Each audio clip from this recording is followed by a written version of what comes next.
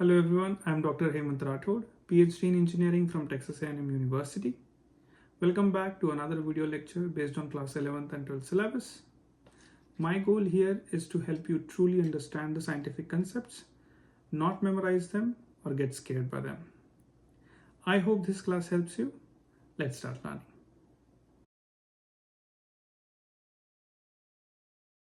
Okay.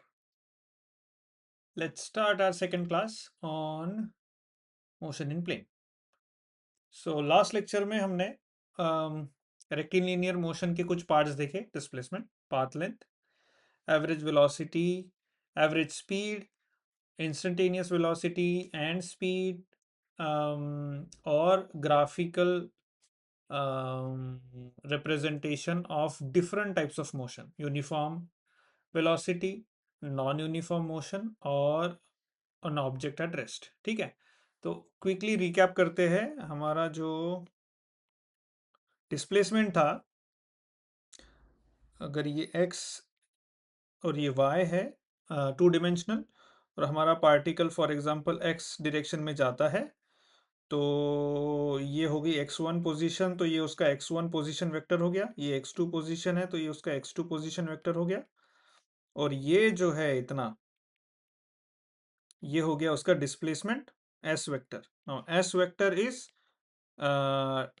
Sorry delta x, which is vector x2 minus vector x1. Okay, that is your displacement. Another thing, आपका velocity. अभी for example ये सिर्फ x direction में ही object move हुआ है, तो अगर मैं x वर्सेस t ड्रॉ करता हूँ, x मूवमेंट वर्सेस t, तो कुछ ऐसा होगा, राइट? अभी इसका एवरेज वेलोसिटी क्या हो गया? v एवरेज इज, कोई भी दो पॉइंट ले लो, ये है t1 x1, ये है t2 x2. ओके, सो आपका average velocity will B x2 minus x1 upon t2 minus t1, which is nothing but slope. ठीक है, लेकिन व्हाट इफ मेरे पास स्ट्रेट लाइन में मेरी मूवमेंट नहीं हो रही है, मैं ऐसे मूव कर रहा हूं x versus t. That means शुरुआत में मेरा x बहुत फास्ट बढ़ रहा था टाइम के साथ, बट बाद में x उतना फास्ट बढ़ नहीं रहा है, स्लो डाउन हो गया x, राइट? तो एवरेज, अगर मुझे एवरेज निकालना है ये दो पॉइंट का, तो अगेन वही same t2 x2 t1 x1, but average निकालेंगे तो हमें स्लोप मिलेगा ये स्ट्रेट लाइन का. बट ये स्ट्रेट लाइन और एक्चुअल वेलोसिटी में फर्क है, तो हम क्या करेंगे, एक्चुअल वेलोसिटी के लिए हमें चाहिए इंस्टेंटेनियस.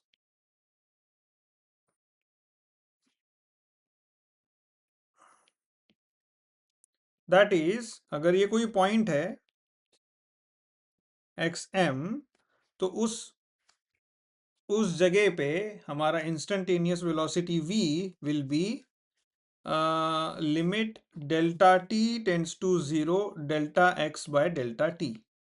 मतलब इतना बड़ा डिस्टेंस नहीं चाहिए हमें डेल्टा टी में, यहाँ से लेके यहाँ तक ये डेल्टा टी, इतना बड़ा डेल्टा टी एकदम 10 to 0, दैट मीन्स एक पॉइंट तक, which will be what, differentiation के हिसाब से दैट विल बी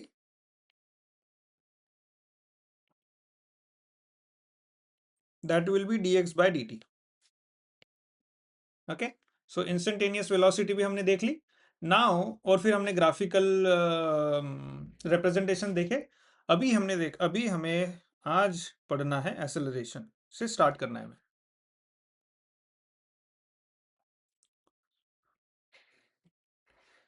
पहले तो हम एक कंसेप्ट ले लेते हैं. कोई भी ऑब्जेक्ट है, ये जब मूव करता है, तो पहले उसका हम क्या मेजर करते हैं, डिस्प्लेसमेंट. ओके, अभी ये मूव हो रहा है with respect to some time t, तो हमें वेलोसिटी भी मिल जाती है, which is what, displacement by time.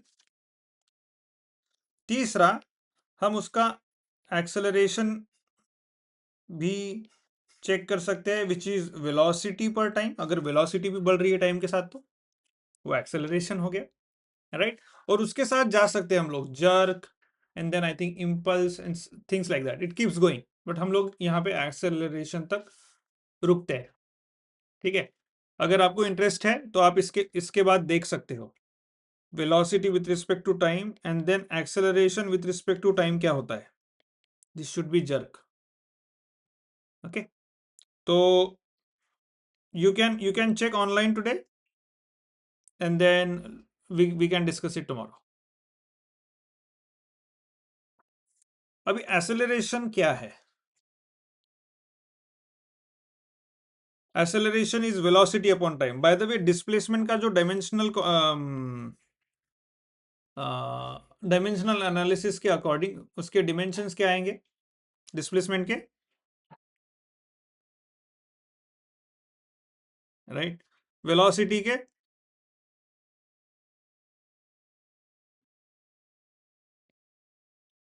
Okay, acceleration के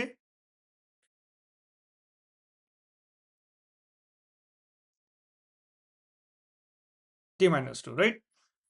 सो अभी अगर कोई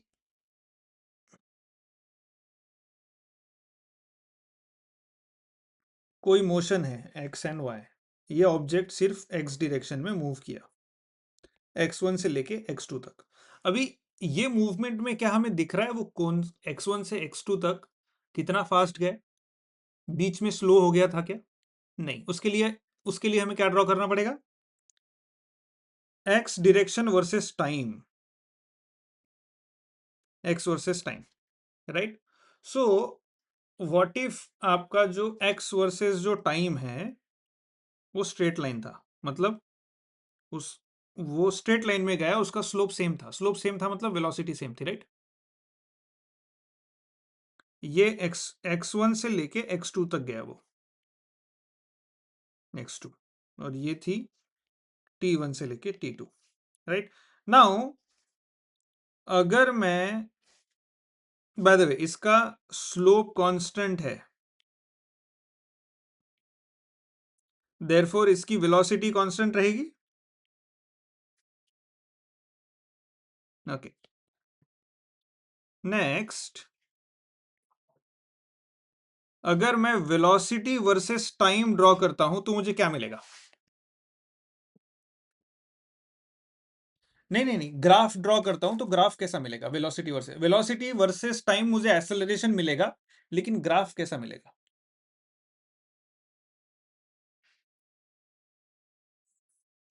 एग्जैक्टली कांस्टेंट है तो वेलोसिटी की कुछ, यहाँ टाइम t है t1 और ये t2 है, तो वेलोसिटी यहां से यहां तक कुछ वेलोसिटी है, कांस्टेंट है, चेंज नहीं हुई, राइट? ना, अभी हमें आगे जाना है एक्सेलरेशन, ओके। अभी ये है एक टाइप का जहां पे वेलोसिटी कांस्टेंट है। व्हाट इफ मेरी वेलोसिटी भी इंक्रीजिंग है?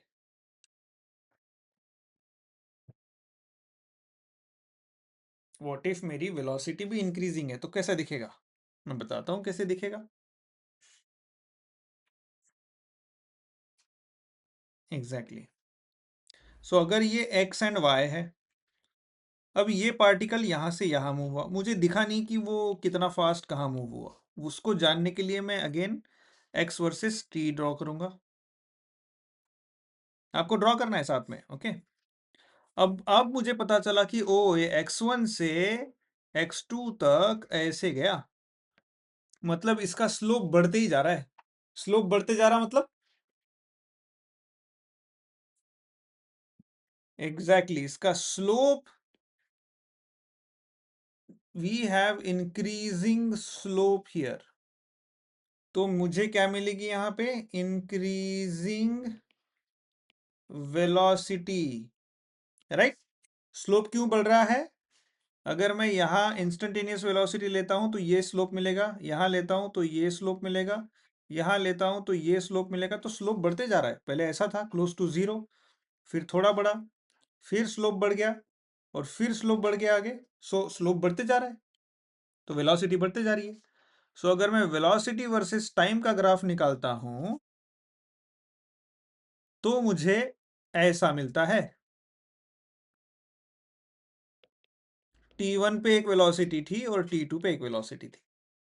अब मैं वेलोसिटी वर्सेस टाइम का अगर स्लोप लेता हूं यहां पे, वेलोसिटी वर्सेस इसका स्लोप क्या है, वेलोसिटी वर्सेस टाइम का?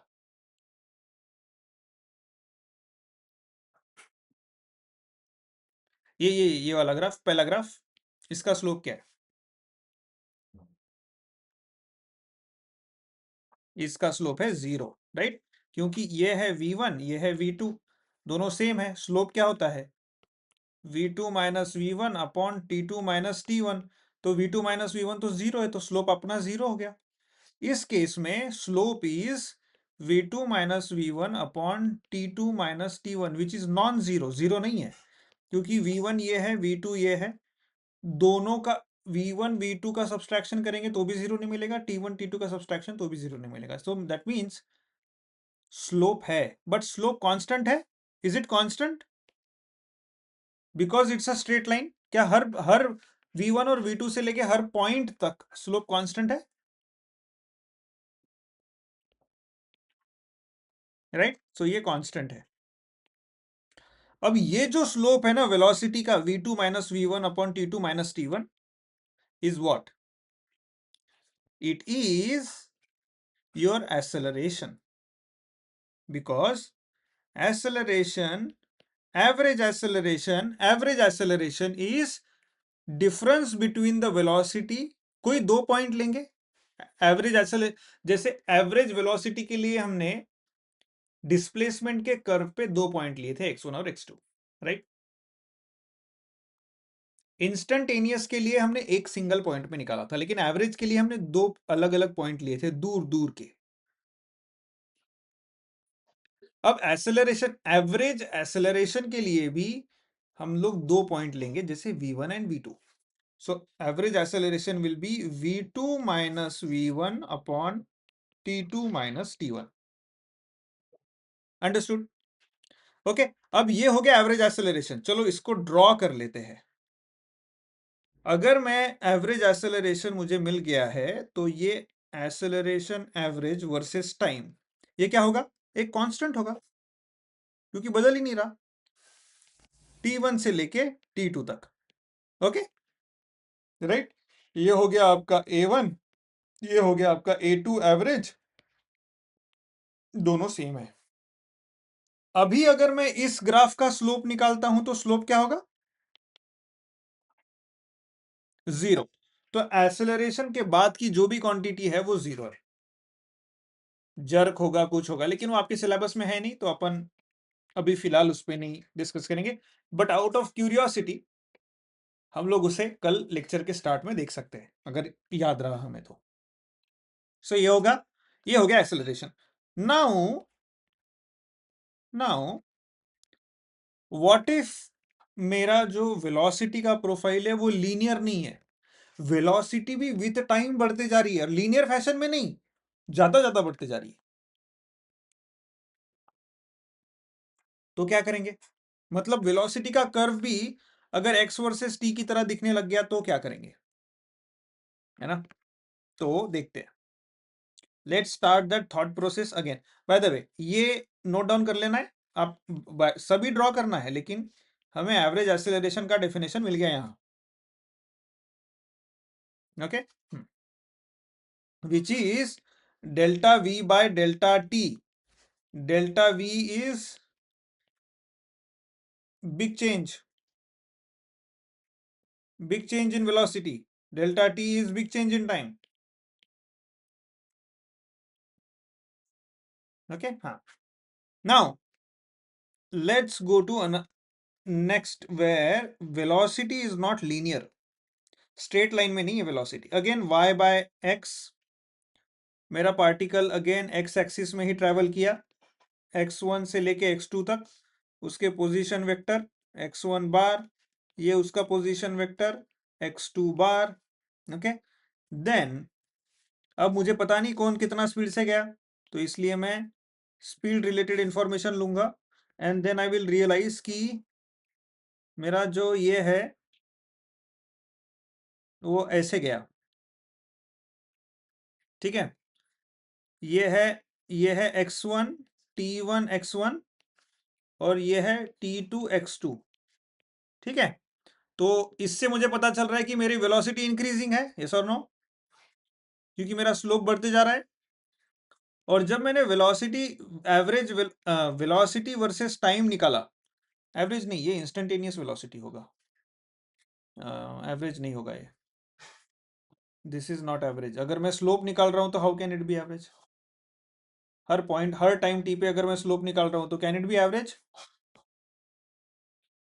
नहीं, exactly, it has to be instantaneous.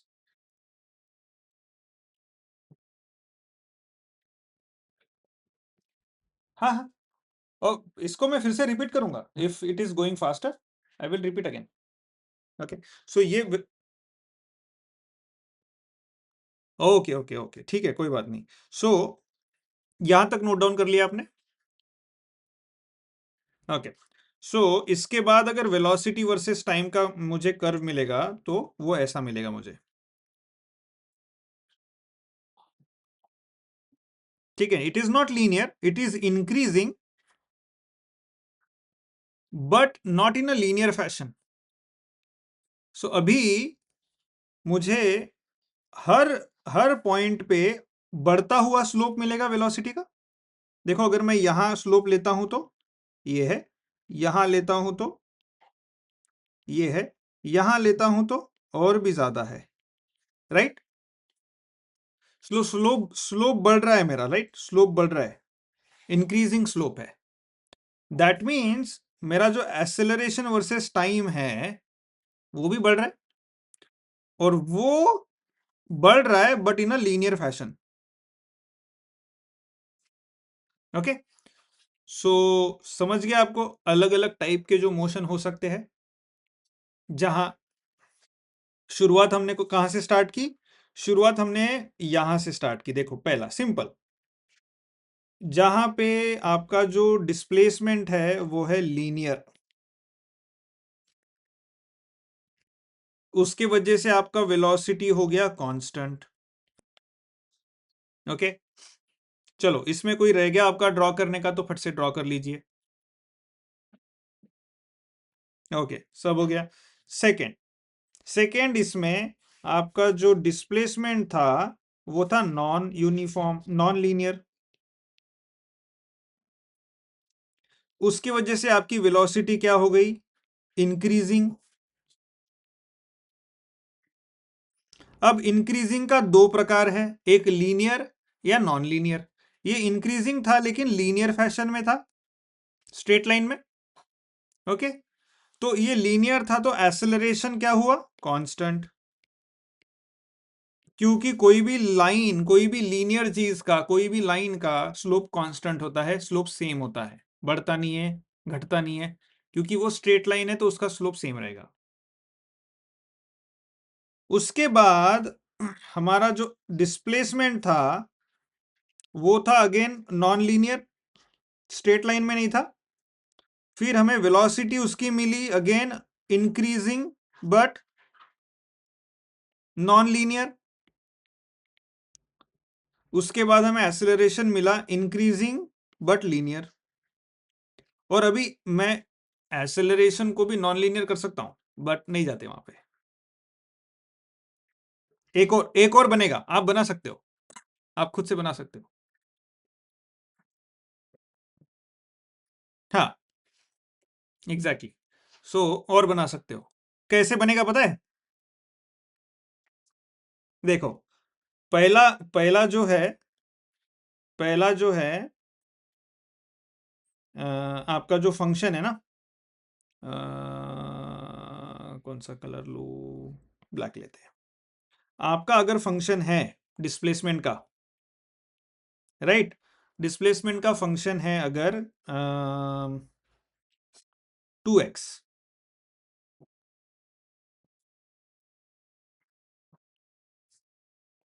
Okay, displacement का फंक्शन है, let's C,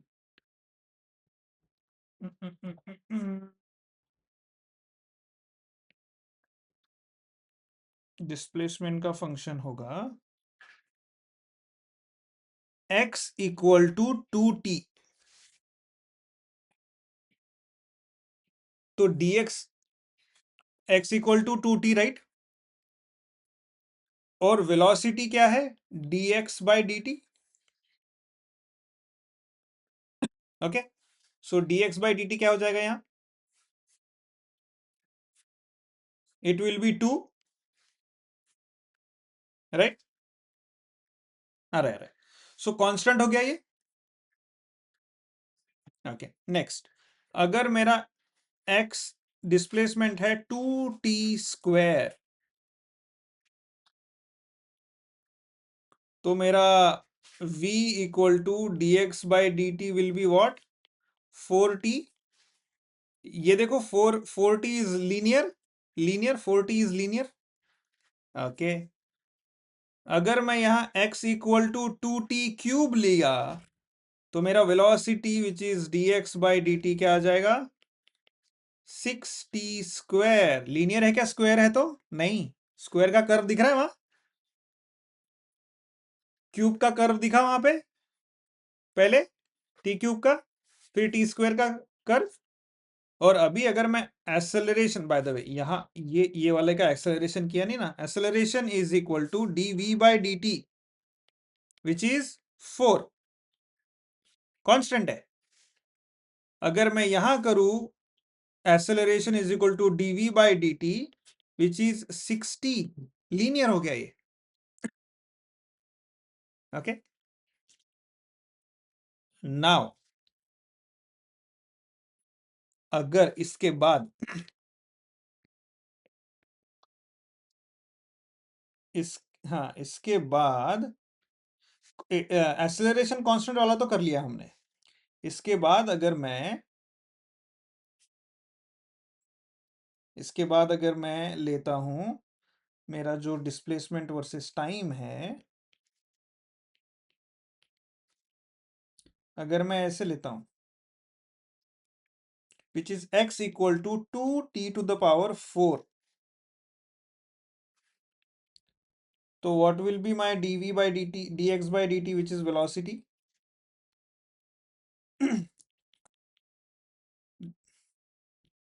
8t³ which will be like this।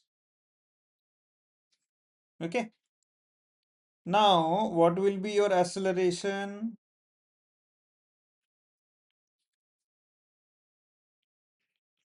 dv by dt will be 24t² which will be like this। so आपका acceleration increasing है, but it is not linear, it is non-linear। अभी next is differentiation of acceleration dA by dt which is 48t, ये linear आएगा। तो देख रहे हैं आपका डिस्प्लेसमेंट का फंक्शन डिफाइन करता है आपका वेलोसिटी लीनियर रहेगा या नॉन लीनियर रहेगा, एक्सेलरेशन लीनियर रहेगा या नॉन लीनियर रहेगा, यस और no, right. Okay, so yes, so ये एक बार आपको अच्छे से समझ गया ये। ओके, अभी जो हमने ऑलरेडी यूज कर लिया है, अगर कोई भी ये वेलोसिटी का कर्व है, राइट। अगर मुझे इस पॉइंट पे अगर एक्सेलरेशन चाहिए तो मैं क्या करूंगा, यहां स्लोप लूंगा, राइट।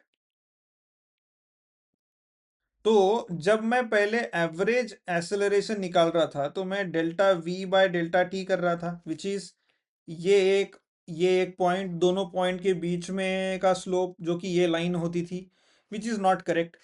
तो फिर मैंने क्या किया कि मुझे अभी इंस्टेंटेनियस चाहिए, एवरेज नहीं चाहिए, तो मैंने क्या किया, डेल्टा टी को छोटा कर देते हैं, इतना छोटा कि एक्यूरेट बताए हमें।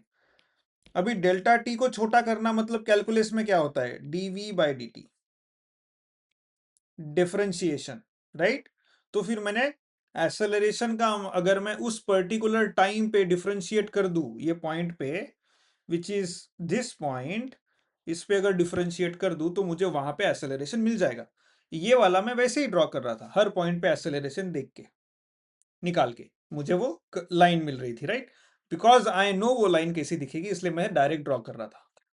जब तक आपको एक्सपीरियंस नहीं आएगा कि कोई भी चीजों का अगर स्क्वायर किया तो उसका कर्व कैसा दिखता है, क्यूब किया तो उसका कर्व कैसा दिखता है, टू द पावर पावर 4 किया तो कैसे दिखता है। अंडरस्टूड?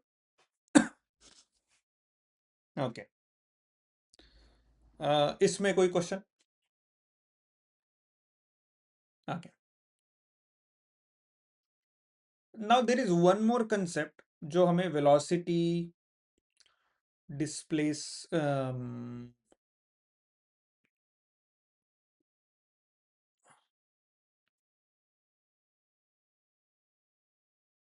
वेलोसिटी एंड एक्सेलरेशन के लिए काम में आएगा, वो देखते हैं। फॉर एग्जाम्पल मेरे पास कोई कर्व है ऐसा वेलोसिटी का। चलो for better understanding I will repeat again. 3 curve निकालने मुझे। Okay. Displacement time, velocity time, acceleration time. Okay okay. अभी मेरा जो डिस्प्लेसमेंट वर्सेस टाइम है वो स्ट्रेट लाइन में था, स्ट्रेट लाइन में। ओके। सो मेरा जो वेलोसिटी हो जाएगा वो कांस्टेंट हो जाएगा। तो आपका एक्सेलरेशन क्या होगा इसमें? 0। यहाँ पे और यहाँ पे 0। T1 एंड T2 0 0 ही रहेगा हर जगह, राइट? हर टाइम पे acceleration 0। T1 T2 T1 T2 x1 x2, this is V1 and V2, ये A1 एंड A2 एंड 0। ठीक है, ये हो गया। अभी ये कर्व के जो नीचे है एरिया, राइट? दोनों में एरिया दिख रहा है। ओके। तो ये ध्यान में रखना है कि हमारे पास जो ये एरिया है v मल्टीप्लाइड बाय टी। अब वेलोसिटी इनटू टाइम क्या होता है? Velocity velocity is displacement by time, therefore displacement is velocity into time, right? तो दैट मीन्स ये एरिया अंडर द कर्व अगर मैंने निकाल लिया तो मुझे डिस्प्लेसमेंट मिलेगा पूरा, विच is what?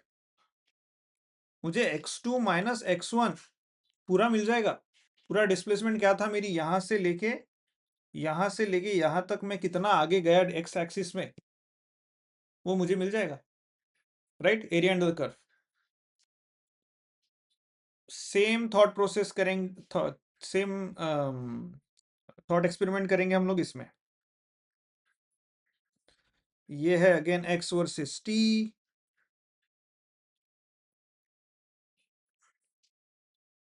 v versus t and a versus t। Okay. What if अभी आपका जो x है वो ऐसे बढ़ रहा है, ओके? देन आपका वेलोसिटी शायद लीनियर बढ़ रहा होगा और आपका एक्सेलरेशन होगा कांस्टेंट, कुछ तो नॉन जीरो। अगेन आपका एरिया अंडर द कर्व मिलेगा, यहां आपको यहां पे एरिया अंडर द कर्व मिलेगा। तो ये जो एरिया अंडर द कर्व आपको यहां मिलेगा वो तो आपको अगेन डिस्प्लेसमेंट देगा। ये एरिया अंडर द कर्व आपको क्या देगा? वेलोसिटी देगा, एग्जैक्टली, राइट? नाउ ये एरिया अंडर द कर्व निकालना तो सिंपल है। ये एरिया अंडर द कर्व निकालना सिंपल है, सीधा रेक्टेंगल का एरिया निकालना है। इसमें क्या करना है, इसमें इन सेक्शंस को रेक्टेंगल और ट्रायंगल में डिवाइड करना है और दोनों का एरिया ऐड करना है, that's it, right? But what if you have slightly complicated, which is ये था x equal to t square, ये था x equal to t, what if मेरा, तो x इक्वल टू टी था, तो v इक्वल टू कॉन्स्टेंट हो गया कुछ c, and a equal to zero, क्योंकि कांस्टेंट का डेरिवेटिव जीरो होता है। ये x equal to t square है, तो v will be 2t and your a will be 2, right. But अगर मैं x वर्सेस t लेता हूं,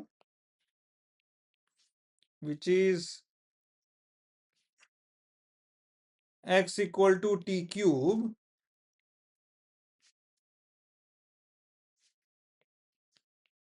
टी वी, सो आपका जो वेलोसिटी है that will be 3t square, 3t square, right. And then आपका एक्सेलरेशन विल बी 60, राइट। अभी यहां पे ये जो वेलोसिटी का है, ये जो कर्व है, इसका इसका इक्वेशन क्या है, 3t स्क्वायर, राइट। t1 से लेके t2 तक। अभी मुझे ये एरिया अंडर द कर्व चाहिए, वो कैसे निकाले, उससे मुझे, अब मुझे समझो ये भी नहीं दिया है, मुझे ये भी नहीं दिया है, सिर्फ ये दिया है और पूछा है डिस्प्लेसमेंट बताइए। T1 से लेके T2 तक का डिस्प्लेसमेंट चाहिए। तो T1 से लेके T2 तक का जो डिस्प्लेसमेंट है that is nothing but your area, right. Area दो तरीके से निकाल सकते हैं, एक जो नॉर्मल ज्योमेट्री यूज करके करके, दूसरा इंटीग्रेशन यूज करके।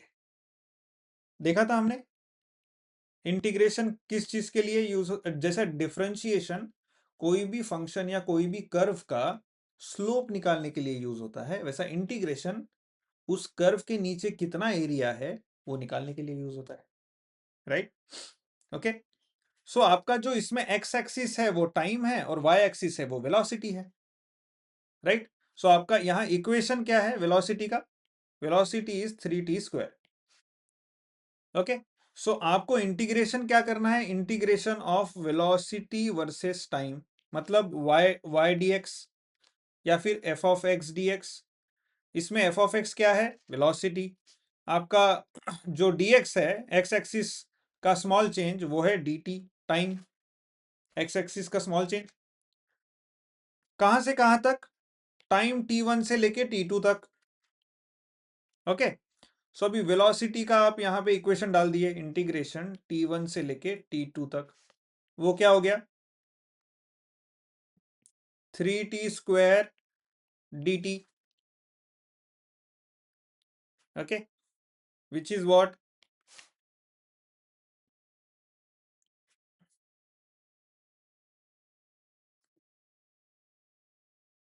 Now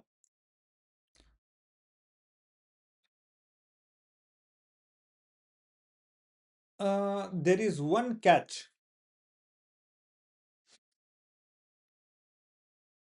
there is one catch is कि ये तो ये तो हमें टाइम के विथ रिस्पेक्ट मिल गया, ओके। ये हमें देगा, ये हमें देगा क्या, टाइम देगा, राइट। वी वांट डिस्प्लेसमेंट, कैसे करें, क्या कर सकते हैं, इस इक्वेशन को हमें लिखना होगा, velocity is what, dx by dt, velocity is dx by dt into dt। सो बचा क्या,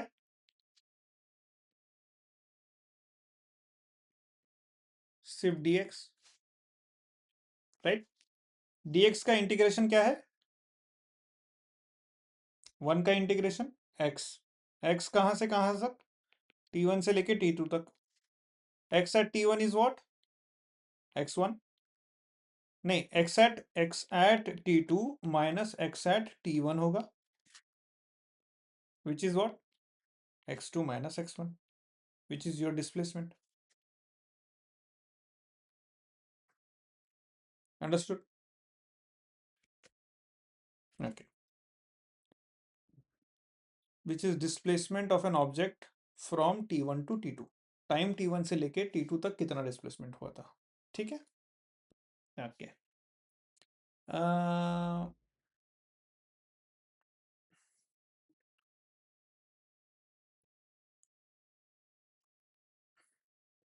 ओके, सो इसमें जो आपके टेक्स्ट बुक में जो ऑलवेज रिमेंबर वाले सेक्शन में दिया है वो ऑलरेडी हमने बाय ग्राफ समझ लिया।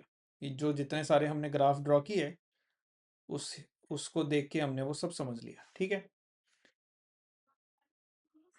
फिर नेक्स्ट लेंगे हम equation of motion for uniform acceleration.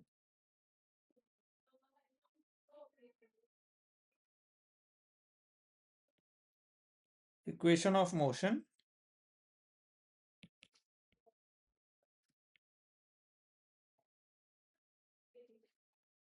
मेरा बैकग्राउंड नॉइस आ रहा है आपको? Okay, equation of motion for uniform acceleration. Okay, now we can I'm reading the text. We can graphically derive Newton's equation of motion for an object moving with uniform acceleration. ठीक है, uniform acceleration मतलब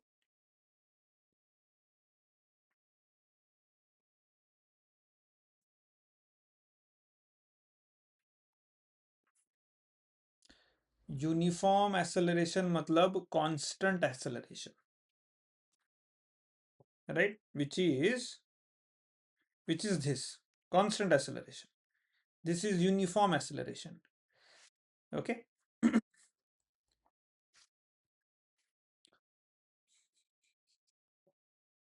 So in that case, let's say एक object है हमारा, उसकी position है x equal to 0 at t equal to 0। 0 time पे उसकी पोजीशन 0 है। ठीक है, और उसकी जो t इक्वल टू 0 पे जो वेलोसिटी है वो है u, और time t equal to t is v। Okay, ठीक है, और तो अगर उसका यूनिफॉर्म एक्सेलरेशन है, दैट मींस एक्सेलरेशन की एक ही वैल्यू रहेगी, वो बदलेगी नहीं, लीनियर रहेगी। तो लीनियर इसमें मैं इंस्टेंटेनियस लूं या एवरेज लूं, दोनों सेम ही आएगा, राइट? ओके, तो मैं क्या करता हूं, एवरेज लेता हूं। जब t इक्वल टू 0 है तो यहाँ x इक्वल टू 0 है, तो आपकी वेलोसिटी है u। यहाँ t इक्वल टू t है, x नॉन जीरो है, x इज समथिंग, एंड आपका वेलोसिटी है v। तो what is your acceleration then? Your acceleration will be final velocity minus initial velocity upon final time minus initial time, which is 0. So क्या हो गया, v minus u by t। इसको अगर rearrange करूंगा तो मुझे final velocity will be initial velocity plus acceleration into time. मिल गया? ओके, अब इसको ग्राफिकली थोड़ा अच्छे से रिप्रेजेंट अगर करना है, सो आपका जो पार्टिकल है वो x इक्वल टू 0 पे है at time t equal to 0। Okay, that is somewhere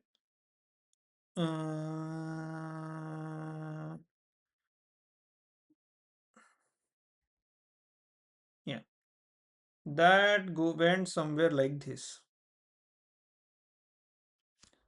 x1 equal to 0 और x equal to x2, x equal to x2, ये x equal to x1 equal to 0, ये t1 to t1 equal to 0, ये हो जाएगा t equal to t2 equal to t, t value, some t value. ठीक है, ये हो गया x वर्सेस t का ग्राफ। अभी अगर मैं इसे वेलोसिटी निकालता हूं तो इसकी इनिशियल वेलोसिटी तो 0 नहीं है, इसका x डिस्प्लेसमेंट 0 है, इनिशियल वेलोसिटी 0 है क्या? There is some slope here. ये पॉइंट पे अगर मैं कोई स्लोप निकालता हूं ना, इस पॉइंट पे there is some slope, is it 0? Is that slope 0? No. So that means initially इसका स्लोप 0 नहीं था. So अगर मैं वेलोसिटी वर्सेस टाइम निकालता हूं तो व्हेन टाइम वाज 0 आपका जो वेलोसिटी है वो कुछ यहां पे था, and then as time increase आपकी वेलोसिटी इंक्रीज होने लग गई ऐसे. यहां पे था u और ये वेलोसिटी है v.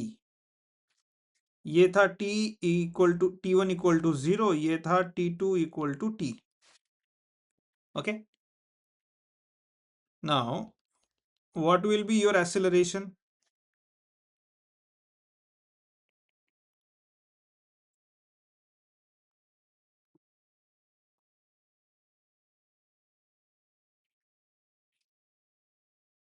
राइट, सो बिकॉज ये लाइन है, this is constant, slope is constant, and your acceleration will be again u v minus u, मतलब y2 minus y1 upon t2 minus t1.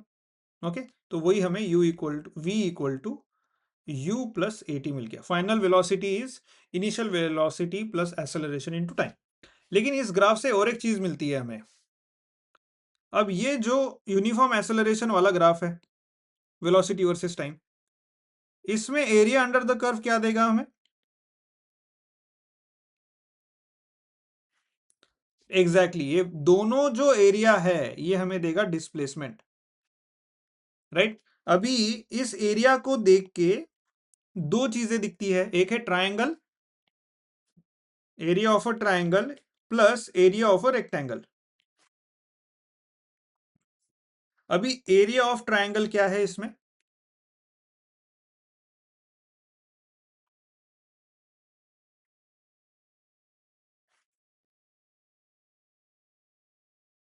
Half base into height. Right,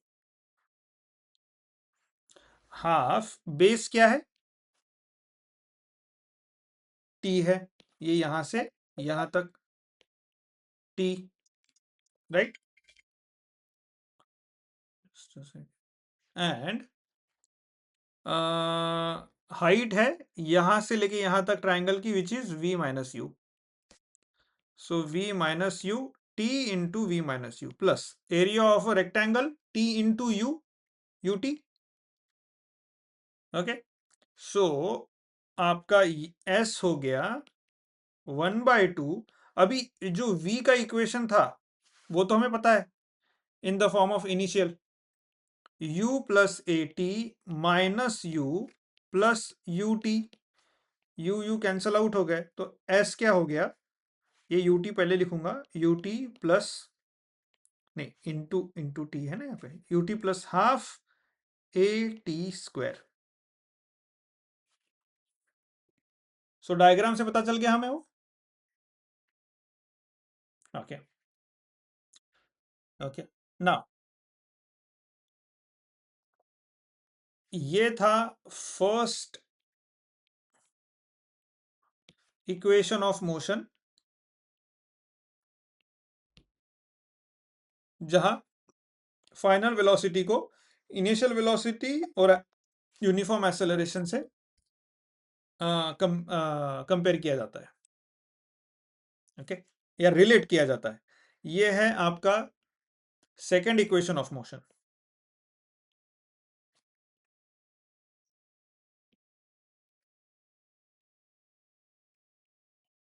okay, now इसके बाद as acceleration is constant, your velocity is increasing linearly with time. Okay, so आपका acceleration जो है वो ऐसा constant है, तो आपका जो velocity है वो ऐसा रहना चाहिए, इंक्रीजिंग लीनियरली विथ टाइम. सो मुझे इसका जो एरिया अंडर द कर्व है वो मुझे s is equal to v average into t ऐसे भी ले सकता हूं मैं, बिकॉज इट्स लीनियर. मैं इंस्टेंटेनियस लू या एवरेज लू सेम ही है. ओके, सो आपका जो वी एवरेज होता है वो v एवरेज को मैं इंस्टेड ऑफ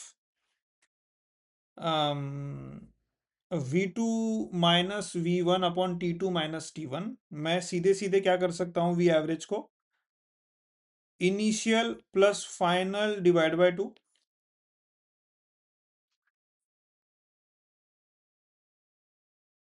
एवरेज वेलोसिटी हो गई, right, initial plus final divide by 2 into time t। Okay, ना ये जो t है उसको हम एक फर्स्ट इक्वेशन ऑफ मोशन से सब्स्टिट्यूट कर सकते हैं, which is v equal to u plus a T. So t क्या हुआ, v माइनस u बाय ए। सो यहाँ u प्लस v या फिर v plus u into v minus u bye 2a। सो ये क्या हुआ, v square minus u square by 2a which is your s। सो अगर मैं इसको रीराइट करूंगा तो I will get v square equal to u square plus 2as। सो पहला equation of motion क्या था, v equal to u plus a t. दूसरा equation s is equal to u t plus half a t square. दूसरा third equation is v square equal to u square plus 2as, right. So यहाँ पे v u and acceleration, यहाँ पे s u and acceleration, यहाँ पे v u and s, फर्क है, right. अलग तीन कंपोनेंट्स का रिलेशन है ये। ओके, व्हाट इफ यहाँ पे वी यू, ओ सॉरी, यहाँ पे v u a and s है,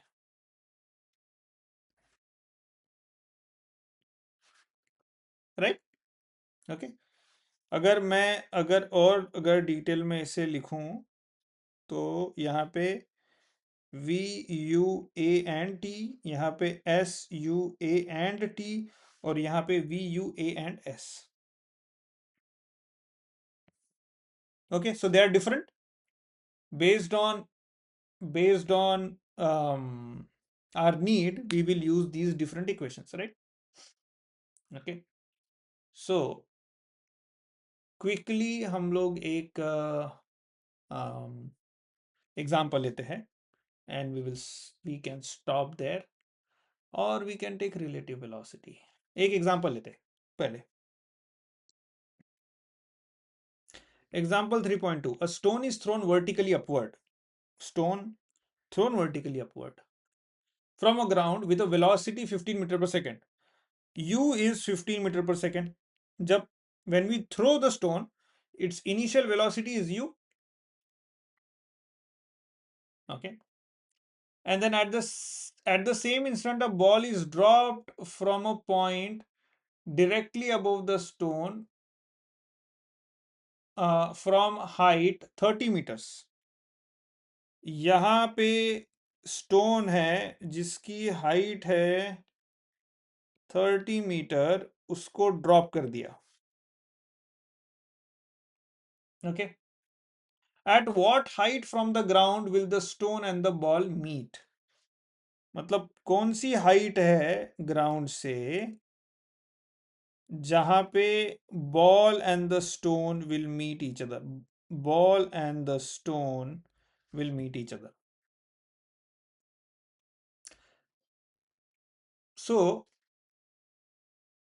the there are two things, ball travelling downward इसका डिस्प्लेसमेंट, स्टोन ट्रेवलिंग अपवर्ड इसका डिस्प्लेसमेंट, राइट। और इन दोनों में डिफरेंस कितना है, 30 मीटर्स।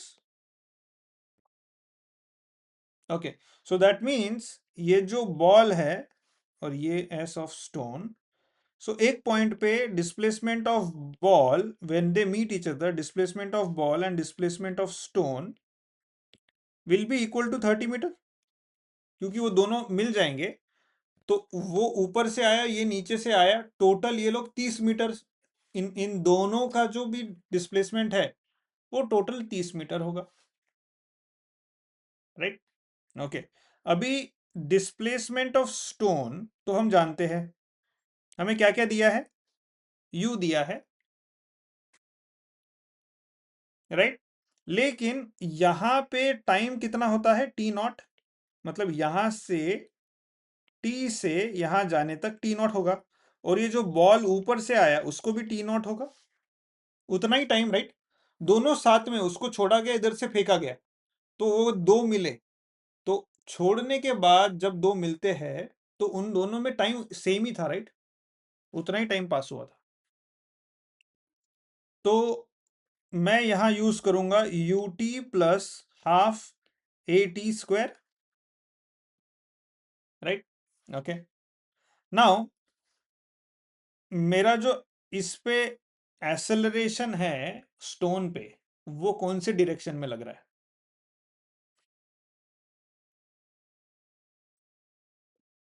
Exactly exactly। ये जो स्टोन की डायरेक्शन ये है, लेकिन एक्सेलरेशन की डायरेक्शन ये है, विच इज जी। तो वो हो जाएगा U T minus half g T square. Okay. हाँ हाँ, इसमें अभी u is 15, t is T naught minus two 1/2 g T naught square S stone. ना, एस बॉल, बॉल को बस ऊपर से फेंका जा रहा है, ओके। उसका भी, राइट, उसका भी होगा you t plus half a t square. अभी बॉल की डायरेक्शन ये है और अर्थ के ग्रेविटी की भी डायरेक्शन यही है, तो ये क्या हो जाएगा, U T not plus half g T naught square. But इसका जो इनिशियल यू है, बॉल पकड़ के है और फिर छोड़ा, तो जब पकड़ के थे और जैसे ही छोड़ा तो उसकी इनिशियल तो जीरो थी ना, वेलोसिटी जीरो से बड़ी है, सो ये जीरो हो गया plus half g T naught square s ball. So हमें पता है s ball and S stone is 30, तो क्या करेंगे हम, इसको और इसको ऐड करके 30 इक्वेट कर देंगे। 15 T naught minus 1/2 G T naught square plus 1/2 G T naught square is equal to 30। So ये कैंसल आउट हो गया, your T naught is how much, 2 seconds, okay. तो अभी 2 सेकेंड टी मिला है, तो आपका एस बॉल जो है वो हो गया 1/2 9.8 मीटर पर second square, and T naught is 2 का स्क्वायर विल बी व्हाट,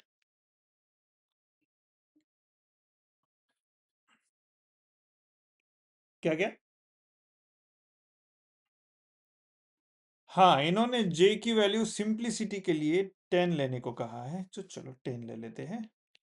सो ये as ball will be 20 metres and S stone will be 15 t naught minus 1/2 10 t naught square will be 15 into 230 minus इसका value 20 आता है, वो अभी देखा हमने, 10 metre, okay okay. Next one is relative velocity, last section of the day.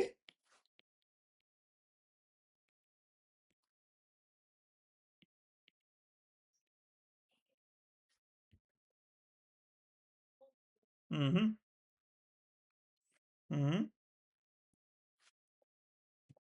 Hmm right right right, yes yes. So ये ground है, stone ground से ऊपर फेंका गया, और ये बॉल था जो 30 मीटर ऊपर था,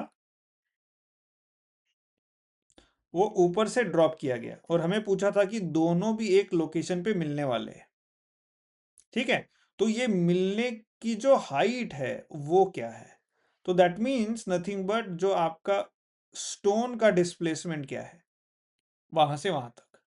कब? जब टाइम टी नॉट होगा, टी नॉट पे दोनों टकरा जाएंगे, तो तब दोनों का क्या है, तब दोनों का मिलने का जो हाइट है फ्रॉम ग्राउंड वो क्या है, which is nothing but as stone, which is 10 metre. Okay, relative velocity, चलो थोड़ा थ्योरी पढ़ते हैं अभी। You must have often experienced relative motion. The most striking example is when you are going in a train and another train traveling in the same direction along parallel track overtakes you. मतलब क्या? आप train में जा रहे हो और आपकी speed है अराउंड 80 किलोमीटर पर आवर। बाजू से राजधानी आती है उसी डायरेक्शन में, ठीक है, जुप के लिए निकलता है। उसकी स्पीड थी 120 किलोमीटर पर आवर। तो आप यहां पे विंडो में बैठे हो, ठीक है, ये विंडो है, और आप इस ट्रेन को देख रहे हो, तो आपको ये ट्रेन कितने स्पीड से जाते हुए दिखेंगे, 120 या समथिंग एल्स? Exactly exactly. तो दो सिनारियो लेते हैं। पहला सिनारियो, दोनों मूविंग है, मूविंग मूविंग, इसकी स्पीड है 80, इसकी स्पीड है 120। तो आपको क्या स्पीड लगेगी पता है? वेलोसिटी ऑफ राजधानी, और आपकी मैं टी बोलता हूं, velocity of Rajdhani with respect to T will be Rajdhani की स्पीड माइनस आपकी स्पीड, विच इज 40। तो आप जो विंडो में बैठे हो, जो खुद 80 के स्पीड से आगे जा रहे हो, तो जो दूसरी ट्रेन है 120 से जा रही है, तो आपको लगेगा वो 40 की स्पीड से आगे जा रही है, क्योंकि आपसे आपसे वो 40 की स्पीड से आगे जा रही है, जमीन से वो 120। लेकिन आप जमीन पे थोड़ी हो, आपका रेफरेंस पॉइंट क्या है? आपका रेफरेंस पॉइंट है दूसरे ट्रेन में, जो आप खुद 80 के स्पीड से जा रहे हो, तो आपको ट्रेन वो 40 के स्पीड से लगेगी। दूसरा सिनारियो लेते हैं। अभी आपकी ट्रेन है प्लेटफॉर्म पे खड़ी, स्टॉप्ड, आप बैठे हो विंडो में और अब आपके बाजू से राजधानी गई 120 के स्पीड से, कितनी फास्ट लगेगी? दोनों, क्या आपने दोनों सिनारियो कभी फील किए? मैंने तो किए बहुत बार, I have travelled a lot in train. So exactly, अगर आपने नहीं किया है ट्रैवल तो इट्स थोड़ा difficult to understand, but just a feel when you are standing on a non moving or stationary train, और जब बाजू से कोई ट्रेन जाती है, वो इतने जोर से फील होता है, से थर्ड से, कभी कभी डर, मतलब sometimes if they don't honk we won't even know कि there is a train coming, वो जुप से जाती है, ठीक है। But when you are moving and then another train goes, वो उतना नहीं लगता है, हाँ ठीक है 40 के स्पीड से जा रही है, because relative to you it is going 40। Okay, now, हाँ हाँ, what is the second scenario?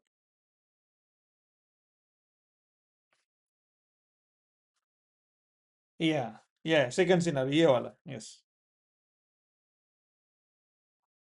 Right. So relative velocity देखो, यहां पे आपके हिसाब से ये था 120, लेकिन यहां पे आपके हिसाब से ये था 40। तो ये है रिलेटिव स्पीड, समझ रहे हो? Okay, so T and R, so relative speed of R for T is v of r minus v of t. Relative speed of t with r is v of t minus v of r. इसका meaning क्या है? इसका meaning ये है कि कोई यहां पे बैठा है और ये आगे जा रहा है, तो इसको ये जो स्टेशनरी ट्रेन है वो ऐसा लगेगा कि पीछे जा रही है, 120 के स्पीड से पीछे गई, राइट? अगर आप बस में भी बैठे हो, कार में भी बैठे हो, every stationary thing goes back when you move ahead. So आपके आगे जाने की स्पीड अगर 120 है, तो सारे स्टेशनरी ऑब्जेक्ट्स की पीछे जाने की स्पीड -120 है। This is 120 minus 0 plus 120, this is 0 minus 120 minus 120, सो पीछे जा रही है। velocity of the stationary train t with respect to r, और यहाँ पे velocity of the moving train r राजधानी with respect to the stationary train t, भैया ये तो 120 से आगे जा रही है, v r minus v t, right. So कोई भी ऑब्जेक्ट है ए, मूविंग ऑब्जेक्ट, और दूसरा ऑब्जेक्ट है moving object B, velocity of moving object A with respect to B is VA minus VB.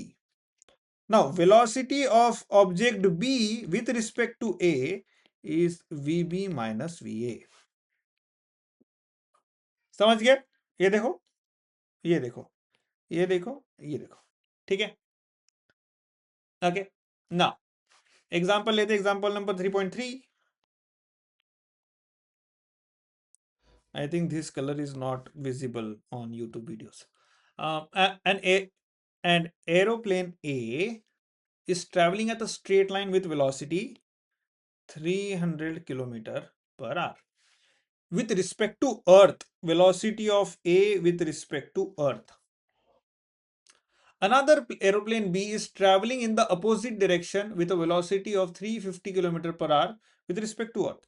Velocity of B with respect to Earth in opposite direction is minus 350 kilometre per hour, okay, with respect to earth. क्योंकि अगर अगर मैं देखूं x direction में, ये जो plane है ये इधर जा रहा है, ठीक है, चलो फाइनली ड्रॉ कर ही दिया, और दूसरा प्लेन है वो इधर जा रहा है। सो इसकी स्पीड है 300, इसकी स्पीड है माइनस 350। ये है v of a with respect to e, ये है v of b with respect to e। What is the relative speed of a with respect to b? हमें निकालना है v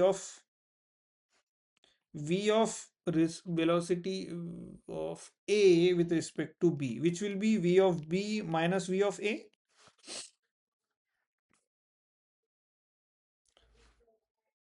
V of a minus v of b. So in case v of a e minus v of b e भी कर सकते हैं, या सो उस case में क्या हो जाएगा, v of a is 300 minus v of b is minus 350, तो minus minus plus which is 650 kilometre per our. मतलब एक फ्लाइट दूसरे फ्लाइट को ऐसे दिखेगी कि 650 किलोमीटर आवर से गया है, because they are travelling in opposite direction. ऐसा स्टेशनरी है and then a flight is moving, तो उसको उसकी स्पीड दिखेगी, लेकिन ये अब दोनों एक दूसरे अपोजिट डायरेक्शन में, तो वो दोनों एक दूसरे को बहुत फास्ट दिखेंगे, ओके okay? कभी कभी ऑब्जर्व करना, whenever you are driving on a road, जो अपोजिट साइड के लेन की गाड़ियां है वो बहुत फास्ट अपोजिट साइड में जाती है, एज कंपेयर टू जो आपके साथ में चल रहे हैं, स्लो जाते हैं आपके आगे, है ना।